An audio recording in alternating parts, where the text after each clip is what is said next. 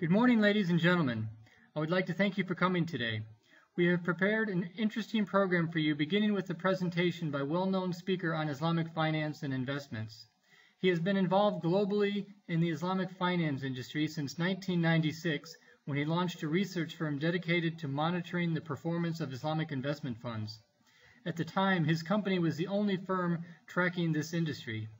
Today, of course, there are many firms active in the field, including Morningstar, Bloomberg, and Reuters. Subsequent to his research activities, he worked for HSBC Bank in New York, where he was charged with managing the firm's Amana Finance program.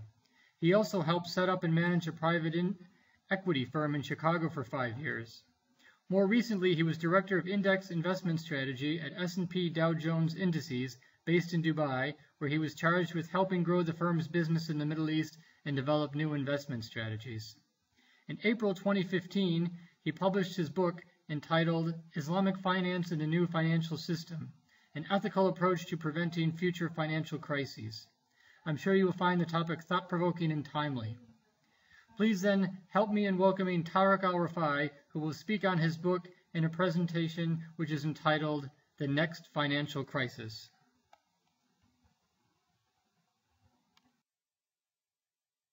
Thanks, Mark, for that warm introduction. I'm glad to be here with you today to share with you my findings. In 2008, I was working at a private equity firm in Chicago. The financial crisis was a shock to me, just as it was to most of you. I took it pretty hard, however, not only because I was personally affected by it. I had a mortgage that overnight became underwater, but also because I wanted to know why I couldn't see the crisis coming. After all, I worked in banking and finance my entire career and had followed all the financial news. How could I not see this coming? How could the experts not see this coming? Where were the financial media? Shouldn't they have been sounding the alarms? So in 2009, I decided to do my own research so that I wouldn't be caught off guard again. And this is what brings me here today. After 5 years of research and speaking at events around the world, I was persuaded by a friend of mine at Wiley, the book publishing house, to publish a book on my research. The findings may shock you, as they shocked me. To cut to the chase, I'd like to begin with the conclusion so that there is no doubt as to where I'm going with all of this. First of all, I have good news and I have bad news. So let's start with the good news. The good news is that our broken and outdated financial system is on its last leg. It's coming to an end. Sounds like bad news, doesn't it? Well, I assure you it's not. Believe it or not, our current financial system has only been around for nearly 44 years. Yep, 44 years, that's it. Before that, we had another system, which lasted a similar number of years, and so on. No financial system lasts forever. The history of our financial system is a topic in itself, which I go through in some detail in my book. But for now, let's just focus on the fact that financial systems go through a cycle. They come and they go. They rise and they fall. By financial system, I mean the system that allows the transfer of money between savers, investors, and borrowers. It also defines the money that we use in our system and how we trade. And now for the bad news. The bad news is that we're screwed. A system doesn't change for the better unless there's a crisis to push it to change. And right now I'm afraid to say that we are headed for another financial crisis, one that is bigger than the one we had in 2008. Here are some questions I'll attempt to answer in the next slides. What's going on with all these financial crises? Have you ever wondered why that over 6 years since the last crisis we keep talking about it and the media still talks about a recovery? Since when in your lifetime have you experienced a crisis drag on like this? You'll see why we are here after I go through the slides, and you'll see why it's going to get worse. Won't central banks be able to save us this time? What about the governments? What does this mean for GCC countries? What are the solutions? Let's take a look at some of the past financial crises. Of course, beginning with the 2008 financial crisis. But before that, let's not forget we had a dot-com bubble in 2000. The dot-com bubble actually was busted in 2000, but led to a recession in 2001. In 1994, we had the tequila crisis, or the bond market crisis. We then had a global stock market crash in 1987. You see a pattern here? In 2008, 7 years earlier, 2001, 7 years earlier, 1994, 7 years earlier, 1987. Let's see if this pattern holds up. In 1980, we had the second oil shock, which was sparked by the Iran Revolution and the Iran-Iraq War. Let's go back 7 years. We had the first oil shock in 1973, which led to a recession in the developed world. This system, or this pattern, of course, is not perfect, because in 1997 we can't forget the Asian financial crisis. But there are 2 points I want to make here. First of all, there are more financial crises than we care to remember. We tend to forget about them once they've passed. We don't keep track of the smaller ones, the ones that affect only one country or one region, such as the default in Argentina, hyperinflation in Zimbabwe, or even the Souk al-Malakh crisis in Kuwait in 1982. If we add up all the crises over the past 50 years, we see that on average, the world has a financial crisis every couple of years and a major one every 7 years or so. So 7 years from 2008 is 2015. What I discuss in the book, but I won't discuss here in detail, is that every financial crisis sets the stage for the next one. And this is important to know now because what happened in 2008 and the solutions provided have already set the stage for the next crisis, which is just around the corner. What were the problems that we were told caused the 2008 financial crisis? There are a couple here. Easy credit by subprime borrowers, especially homeowners in the US. Too big to fail banks. These were banks that were so big that allowing one to fail would bring down the entire financial system. This, after all, was the justification for the mega bailouts. 3. Too much debt. There was just too much debt out there. People, corporations, governments simply borrowed too much.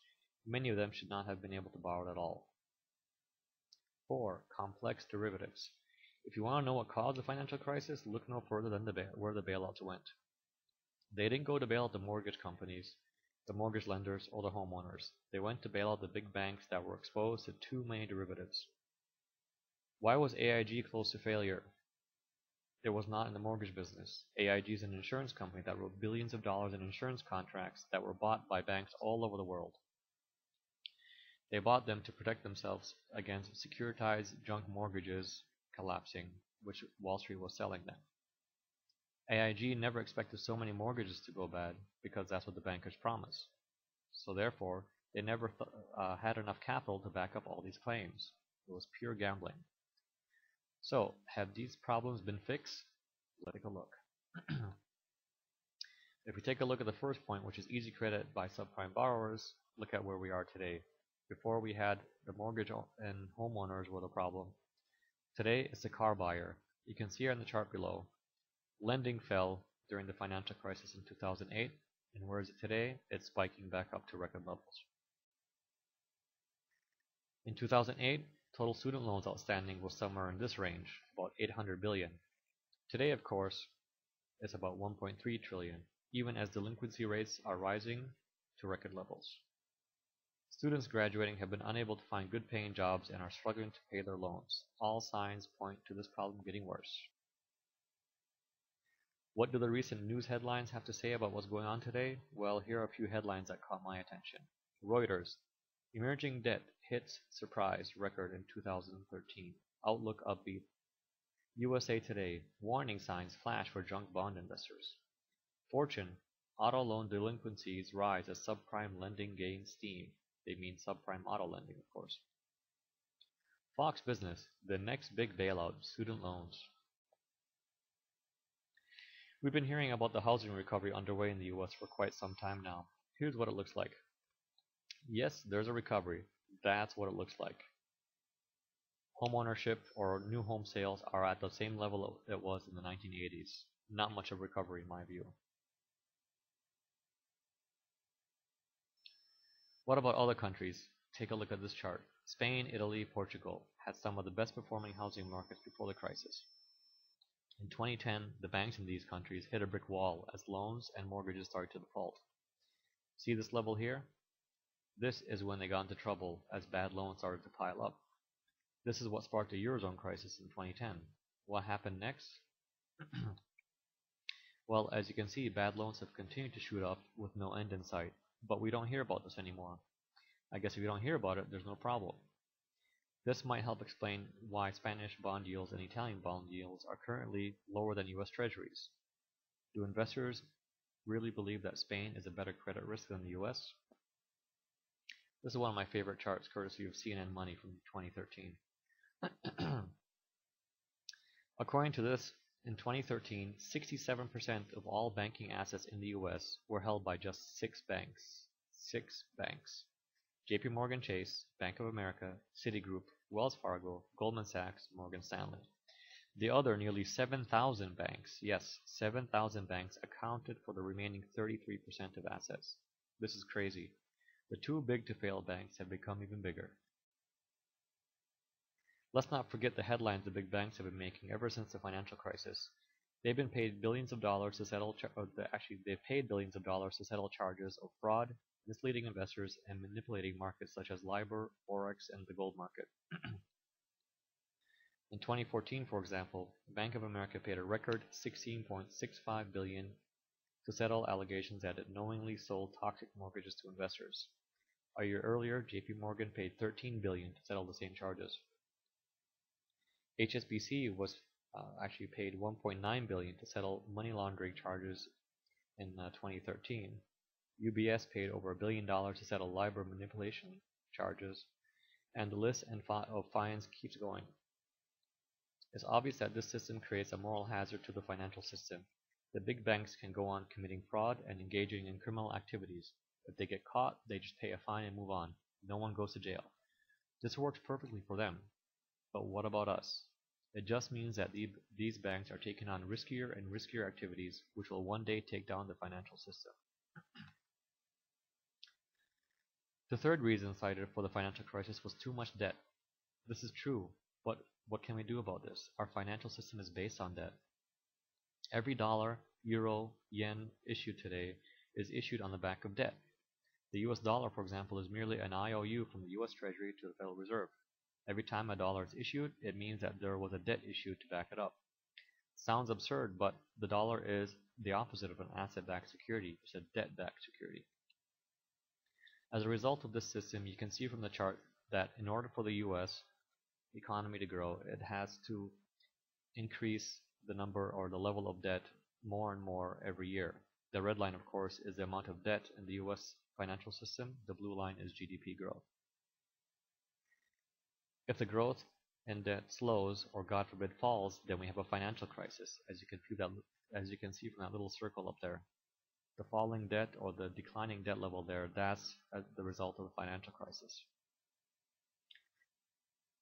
At some point, more and more debt in the system will not result in an economic growth. It will actually lead to negative growth. This is what's known in economics as the law of diminishing returns.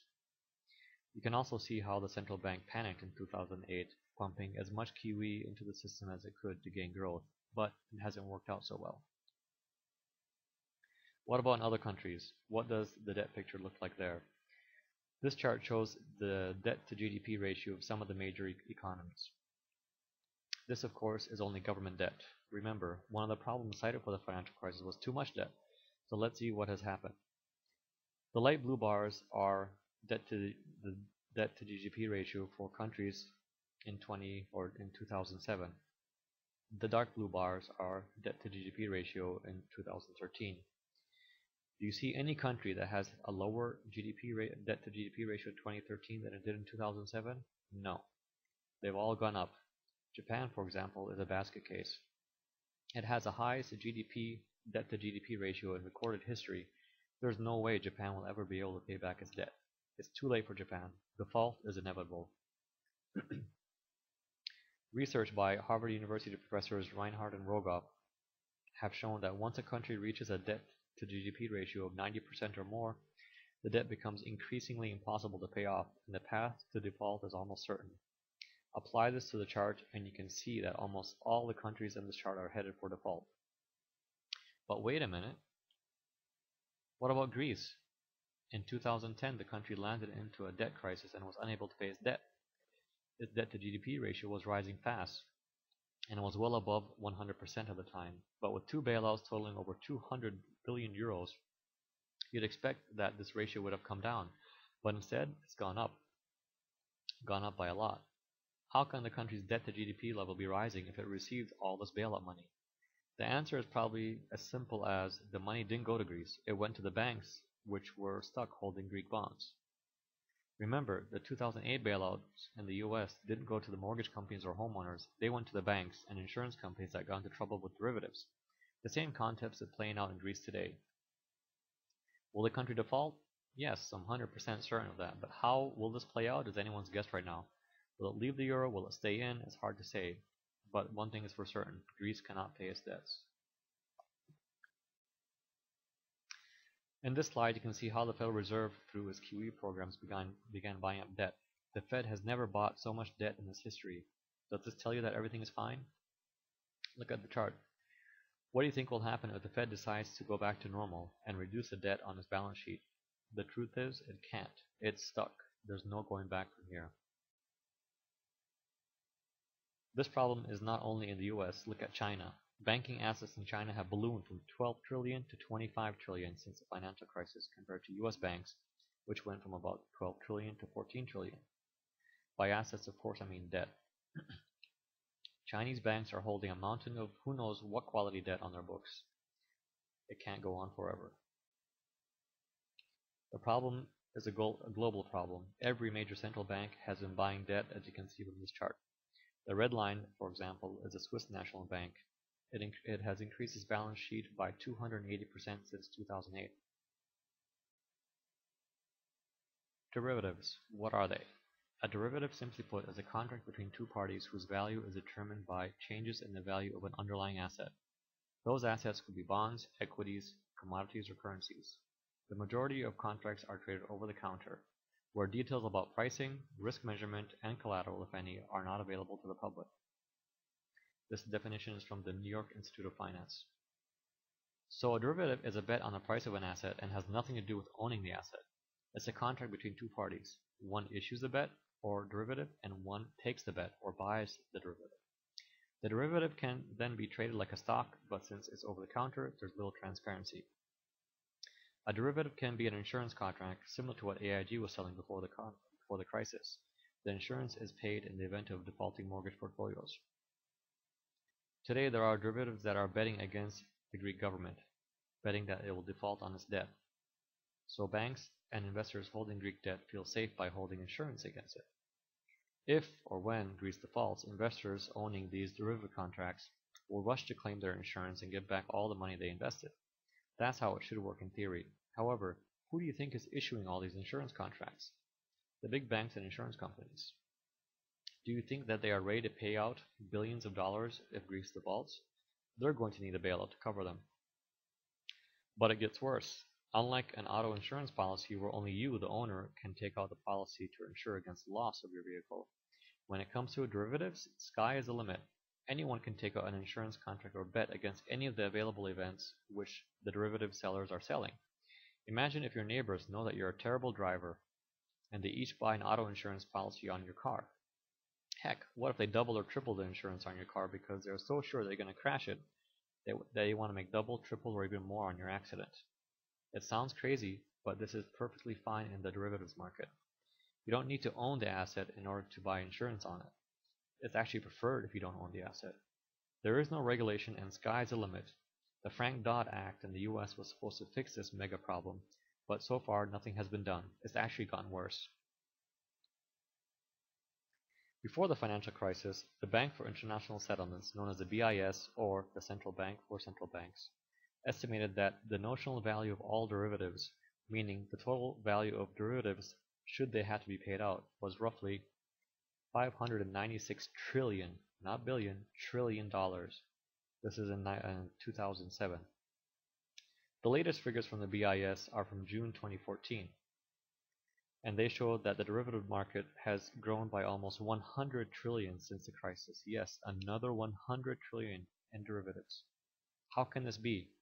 Regulators simply turn a blind eye to this market because it had gotten so big and they have no idea how to handle it.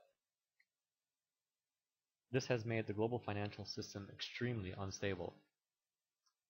Compare this market to the size of the global economy in 2013, which was roughly 78 trillion. How can the derivatives market be so many times bigger than the world economy? It's easy.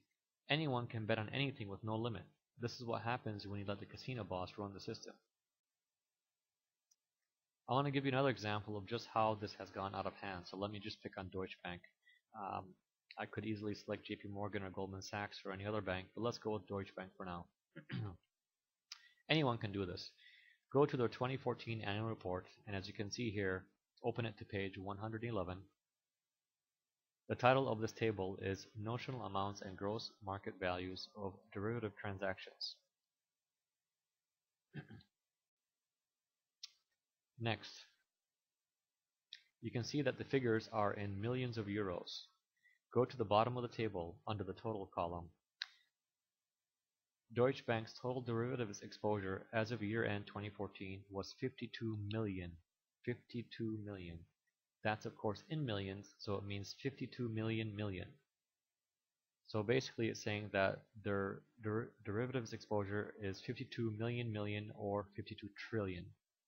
This is just one bank. Let's compare this to the bank's balance sheet during the same period. Also in millions of euros, the bank had total assets as of year-end 2014 of 1.7 trillion euros. Let's compare them side by side now. Here's how they look. Amazing, isn't it? How can regulators let this happen? Well, that's a question for them to answer. But do you see how crazy this is? I didn't make up any numbers. All I used was publicly available information in the bank's own published reports. This is right in front of us, yet hardly any of us hear about it. It's rarely on news reports. Why? Because if more and more people realize how unstable the system is, they might demand change, and this is something that the banks and regulators aren't ready for. Here's another way to look at Deutsche Bank. The German GDP is roughly 2.7 trillion euros. The Eurozone GDP is roughly 9.6 trillion euros. Deutsche Bank's derivative exposures are 52 trillion. And we are only talking about one bank here. Imagine if I added the derivatives exposure of a few other banks in the Eurozone.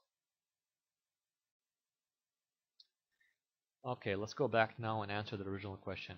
Were the problems of the last crisis fixed so that the problem won't happen again in the future? Easy credit by subprime borrowers. Nope, it's bigger today. Too big to fail banks? They're bigger. Too much debt? It's bigger. Complex derivatives? It's bigger. All these problems are not only still there, they have gone even bigger. But central banks, they saved us before, they can do it again, right? I don't think so. The financial system was stabilized after the crisis, but have central bank policies and solutions worked? There are three main objectives of lowering interest rates and launching QE were to stimulate trade and economic growth, reduce the cost of debt and the debt burden, discourage savings and encourage spending. They also had a inflation target set around 2%. So let's see how they did. Looks like stimulating trade didn't work. Global GDP growth keeps falling as the global stock markets hit new records. The stimulus is hitting the stock market, but not the broader economy. If trade were rising, so too would commodity prices, but as you can see, they've been falling across the board. We all know what happened recently with oil. Falling oil prices were supposed to be good for the global economy, but it turns out they're bad. It means that global growth is slowing, something central banks said they could avoid. What about their 2% inflation target? They failed miserably too. Not only have they not been able to reach this target, inflation worldwide is falling. We are now even starting to hear a dirty word creep up back into the news: deflation. Yes, this is every central banker's nightmare because deflation means debt cost gets higher and the chance of defaults jump. The more defaults, the more deflation. It's a downward spiral, which I feel we're headed into right now. Europe has seen negative interest rates for the first time. This is the first time in the history of the bond market, which in Europe goes back about 700 years. So in the past 700 years, interest rates have never been negative. Never. Does this tell you that everything is fine? The financial media seem to be celebrating this as a good sign. Money is so cheap that you can get paid to take out a loan. In what economic textbook does this make sense? I don't remember studying this in business school because it was never supposed to happen. Negative interest rates mean that there is something extremely wrong, yet nobody wants to talk about it. Investors are so worried that they would rather keep their money safe than for a chance to lose it. Keep in mind, negative interest rates are only in countries seen to be the safest of the safe: Germany, Sweden, Netherlands, Denmark. Investors are pulling money out of emerging markets such as Turkey, Malaysia, and Russia and looking for safety. This will make matters worse for emerging markets, and we could easily have a crisis in these markets as money rushes out. Who would be crazy enough to accept these negative interest rates? Why not just keep cash in the bank? Well, that's a logical question, but there are two reasons for this. First, investors do not trust the banks with billions of dollars or euros on their deposit. They know that they're up to no good. Investors today are more concerned about the return of their money than the return on their money. Two, banks don't want these billions either. Basel III regulations and other regulations mean holding large amounts of cash on banks as deposit costs the banks too much. They are now discouraging large deposits by charging depositors to keep money with them. Sounds crazy, but when did you ever expect a bank to run away or to turn away a $1 billion deposit? It's happening today. So, were central banks' solutions successful? Buy even more debt. Keep interest rates as low as possible. Punish depositors and savers. What were the results? Equity markets are hitting highs thanks to cheap debt. Bonds are going further into negative territory. GDP growth is stalling and starting to decline. Deflation is firmly setting in, which should drive down commodities such as oil even further and accelerate debt default. The gap between rich and poor is accelerating. So, how would I score the central banks? Well, I'll give them an F because they failed. What does this all mean? Our financial system runs on a boom and bust cycle. It's consolidation as well. The big gobble the small after each crisis. This is one reason why the banks and corporations keep getting bigger and bigger. Each crisis is an opportunity for them to buy weaker and smaller companies. Financial crises occur more frequently and are becoming more severe. Governments and central banks are not solving the problem. The core of the problem is the increasing mountain of debt with derivatives market, which is approaching 1 quadrillion in size. The next financial crisis is just around the corner and will be more severe than 2008. And don't expect central banks or the government to be able to save us at this time. Expect large cases of default, both corporate and sovereign, along with falling asset prices across the board as deflation sets in. This is the phenomena, of course, if you remember. Central banks said they'll never happen. They'll always be able to avoid this. What about here in the GCC? What does this all mean? How does it affect us? GCC economies are US dollar economies. What happens in the US, it directly affects the GCC. GCC central banks do not have their own tools to take control of and manage a crisis. These central banks gave up their sovereignty years ago. First, to the Federal Reserve when they pegged their currencies to the dollar, and later to the Bank for International Settlement, or BIS, when they let the Basel Committee dictate their central bank policies. Basel 1, 2, and 3 and such. So in effect, they have no independence. GCC central banks report to the Fed and the BIS. A fall in oil prices means less income for GCC countries and less petrodollar circulating back to the developed countries, which benefit from the petrodollar. This means liquidity in key financial securities such as treasuries and bonds will dry up. Real estate globally and in the region will resume its fall.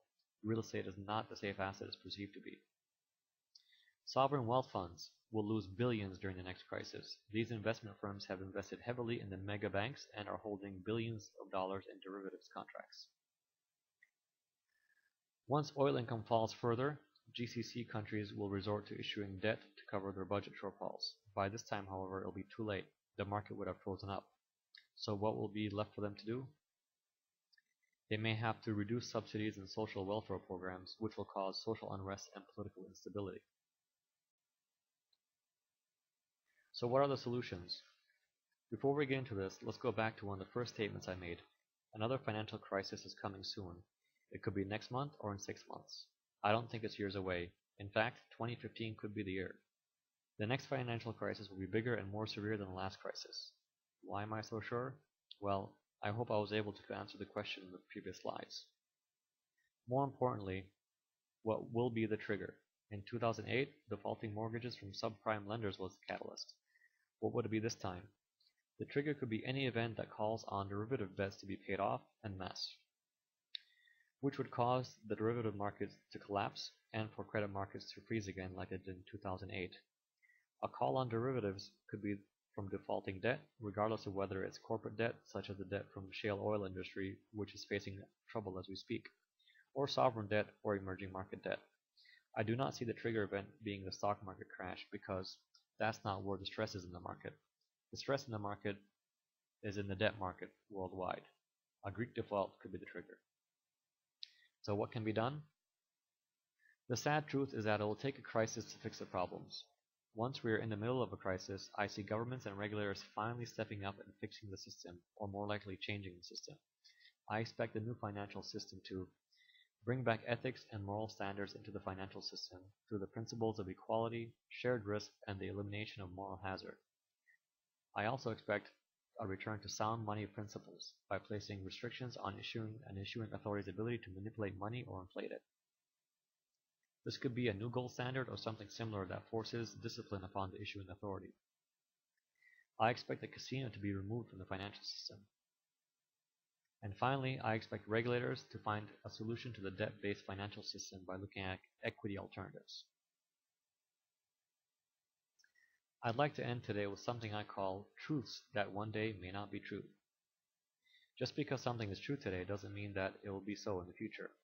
If I had told you a few years ago that we'll have negative interest rates, you'd probably call me crazy. Here are some other examples of statements that are true today, but I believe will not be true in the future. GCC central banks will remain their currency pegged to the dollar. Real estate will always hold its value, especially in the GCC. Besides being illiquid, especially in a crisis, it doesn't always hold its value as we saw in 2008. This will be especially true in the next crisis. Deposits on global banks are safe. Remember Cyprus? Highly rated sovereign debt is safe. Greece was highly rated at some point. Cross-border electronic payments are safe and seamless. This is the cashless economy that we keep talking about. The price of oil will not only fall, but it will fall to lows the price of oil will not fall to lows seen in the late 90s. I believe this is not true.